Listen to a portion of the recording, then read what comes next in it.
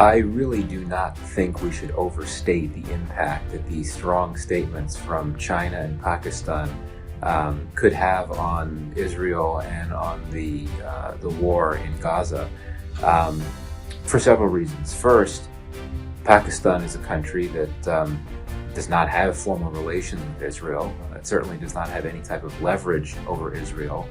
As for China, certainly Israel does have a substantive relationship with China, particularly on the commercial side. But again, I would not argue that Beijing has the type of leverage over Israel that would compel it to change its actions and its policies right now.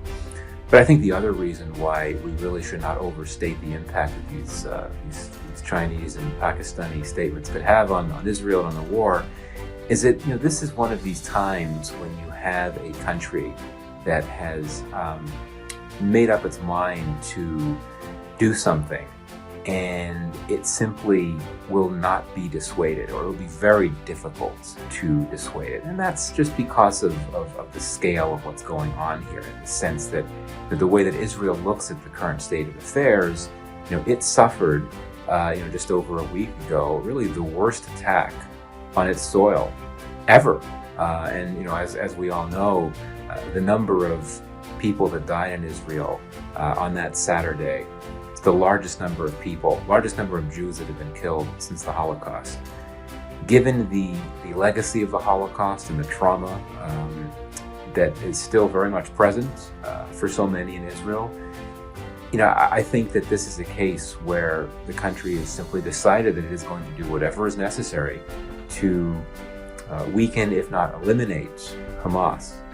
And the tactics that it is using are clearly, on many levels, not only illegal, but also abhorrent.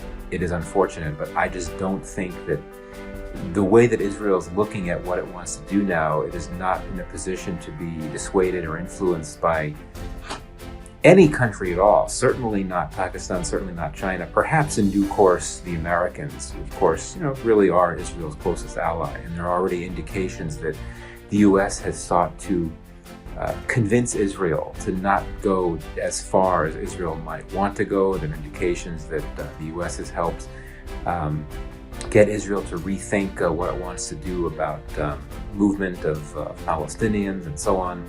So the U.S. is trying to have an impact, but again, Israel has made up its mind, and I really think that it's going to be very difficult for it to be dissuaded by any country, including those that do have significant levels of influence over the Israeli government.